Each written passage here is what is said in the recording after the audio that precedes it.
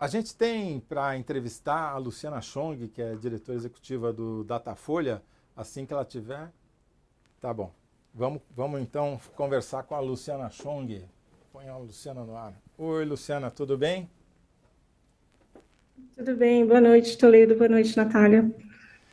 Luciana, faça um balanço aí da. Bom, eu vou te dar os parabéns, mas vou dar o lead, porque eu acho que vocês acertaram, né? E era uma eleição difícil, né? Queria que você contasse, começasse por São Paulo, explicando as dificuldades que os institutos tiveram nesse segundo turno. Sim, foi um segundo turno bem difícil, né? Logo na primeira pesquisa, a gente descobriu que o eleitor do Marçal estava escondido, né? A gente teve dificuldade de encontrar esse eleitor e porque, né, o Marçal sempre dizia que ia ganhar no primeiro turno e tudo mais, e quando isso não aconteceu, o eleitor dele parecia que estava se escondendo das pesquisas, né? Mas conseguimos, foi um segundo turno que a gente viu que tinha essa questão, e daí resolvemos utilizar o voto declarado do primeiro turno para ponderar os resultados, isso foi muito questionado, mas foi uma escolha adequada e correta para a gente garantir que estava representando de fato aquele eleitor também que não estava querendo responder às pesquisas, né? E conta, só faz a comparação para a gente aí de quanto vocês deram de quanto vocês projetaram que ia ter no, de voto válido, quanto acabou tendo na urna e considerando a É, margem de nós, erro, claro. sim, nós projetamos 57% para o Nunes e 43% para o Boulos, né? E o Uhum. resultado final ficou 59 a 41. Então, bem próximo do que nós projetamos na pesquisa de véspera, né? A gente sempre digo, né? Pesquisa é aquele retrato do momento e acho que a gente conseguiu cumprir bem esse papel, tanto no primeiro como agora no segundo turno também, mostrando qual era a evolução e como que o eleitor estava se comportando nesse período, né?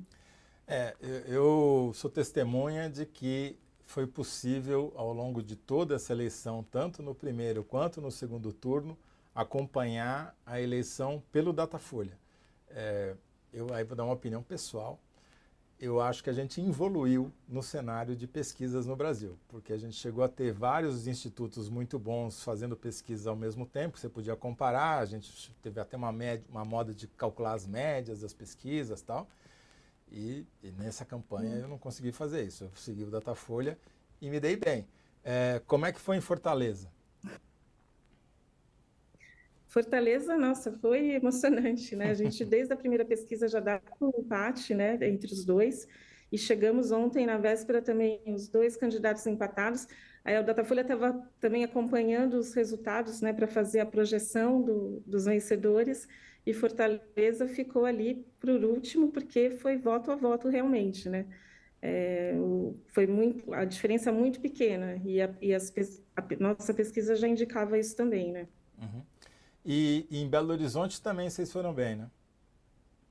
Belo Horizonte também, a gente ontem tinha dado 53 para o Fuad Noman e 47 para o Engler, e o resultado ficou bem próximo, 54 a 46, né? Uhum. Então também a gente viu que desde a primeira pesquisa, logo depois, a primeira pesquisa do segundo turno já dava uma diferença, né, entre 6 e 7 pontos para os dois, e isso se manteve, foi um período bem, um cenário bem estável, né, nas 3 rodadas que a gente fez lá. E, Luciana, como é que você está avaliando o resultado dessa eleição, assim, pensando aí não exclusivamente sobre as pesquisas, mas politicamente, qual que é a análise que você faz?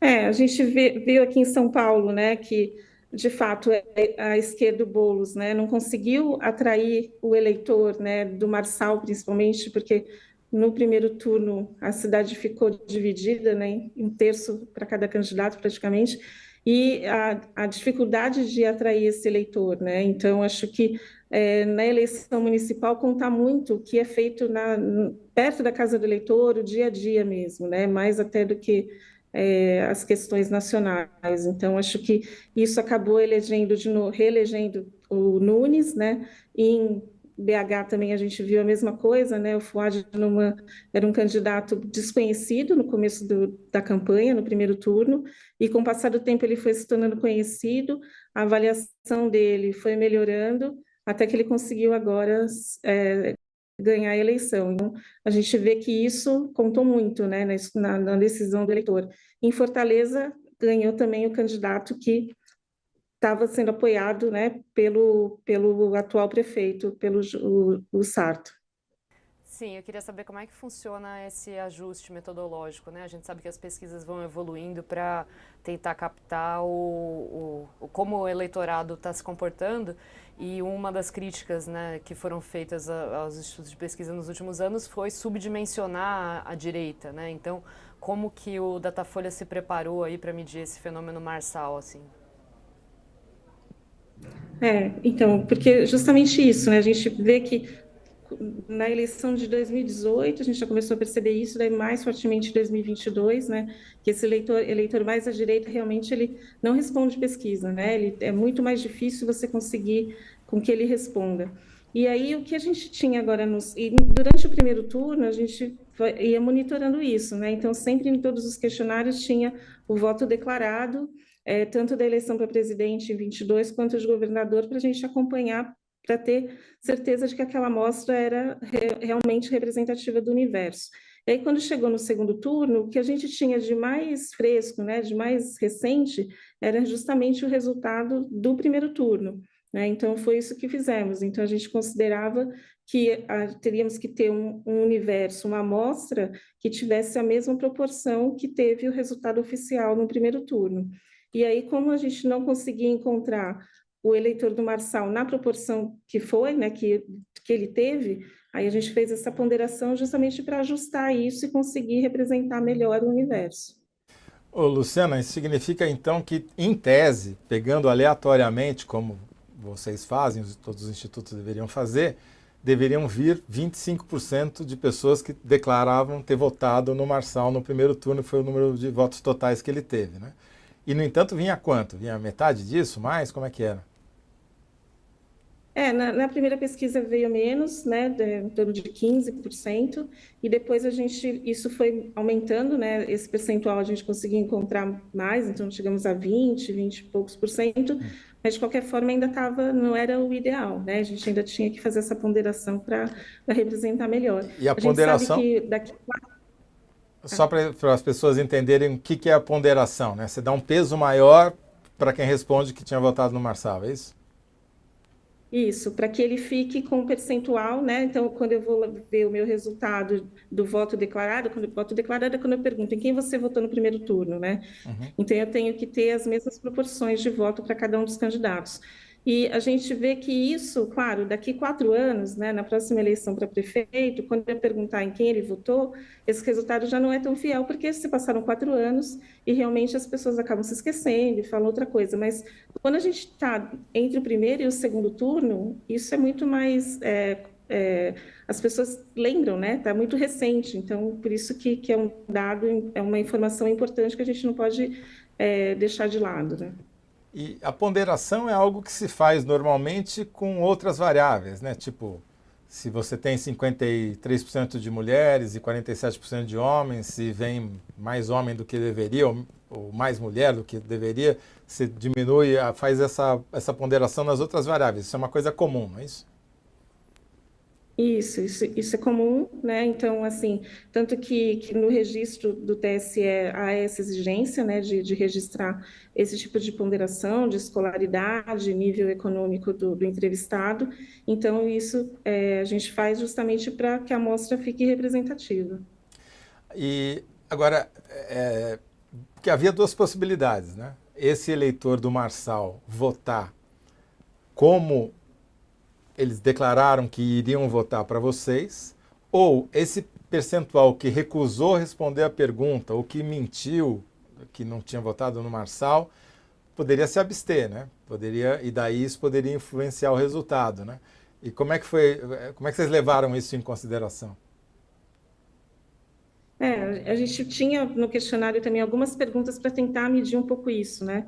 Então, a vontade do eleitor em votar, o grau de certeza, né? Então, uma nota de uma escala de 0 a 10, o quanto que ele tinha de certeza que iria votar ou não, agora no segundo turno, que são variáveis importantes que a gente foi acompanhando. Então, por exemplo, ontem a gente tinha 22% que tinham praticamente nenhuma vontade de votar, né? De 0 a 3, assim, 22% se encaixavam aí. Então, a gente já sabia que podia ter um percentual alto de abstenção, né? No primeiro turno já tinha sido alto e tanto que agora também foi até superou o primeiro turno, né? E isso não acabou afetando, porque havia a expectativa de que o eleitor que declarasse voto no Nunes poderia se abster mais por ser um ex-eleitor do Marçal e estar mais iludido. Isso acabou não acontecendo. Parece que foi meio por igual, né, essa abstenção. Não foi, não ficou concentrada em um tipo de eleitor, né? Acabou ficando mais distribuído. Então, isso acaba favorecendo a pesquisa que consegue apontar melhor isso, né? Eu tenho mais uma última pergunta que é difícil de responder, porque durante 2 eleições, pelo menos, os institutos tiveram mais dificuldade para encontrar esse eleitor de direita e sempre havia no último minuto, né, depois que a pesquisa de véspera já tinha sido feita, tinha um aumento da intenção de voto em geral dos candidatos bolsonaristas ou mais alinhados à direita. E dessa vez não apareceu isso, né? Esse fenômeno não aconteceu. Tem alguma cidade que você tenha notado no primeiro turno, no segundo turno?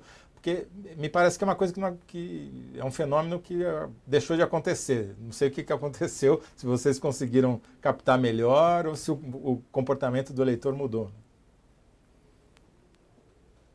A gente viu no primeiro turno, em Fortaleza, em BH, os 2 candidatos à direita realmente ficaram abaixo, né, do que a pesquisa de véspera indicava, né? Então, o Bruno Engler e o André Fernandes em Fortaleza tiveram um percentual um pouco maior, né, do que a gente viu na pesquisa de véspera, né? No segundo turno, isso é mais difícil de acontecer, justamente porque são 2 candidatos e a gente consegue ter esse equilíbrio melhor vendo o resultado do primeiro turno, né? Isso acaba, né, ajudando aí os institutos nessa segunda etapa. E, Luciana, eu só queria entender assim, isso tem a ver com uma diferença do comportamento do eleitorado também numa eleição municipal e nacional, porque, enfim, isso impacta também, né? A previsão ela é um pouco diferente, né? O método é um pouco diferente. Acho que sim. Na eleição municipal, né, principalmente no primeiro turno, você tem a eleição para vereador também, né? E isso acaba tem uma mobilização maior, né, dos vereadores, dos candidatos a vereadores, que também acabam mobilizando mais os eleitores, né? Então, na eleição para deputado, quando a eleição nacional, que a gente tem deputado federal, estadual, isso já é um pouco mais, não é tão perto quanto a eleição para vereador junto com o prefeito, né? Luciana, queria muito agradecer aí a sua participação aqui com a gente e dar os parabéns novamente aí pelo desempenho do Datafolha nessas eleições, principalmente aí no segundo turno. Tá bom, obrigada. Obrigada pelo convite. Boa noite.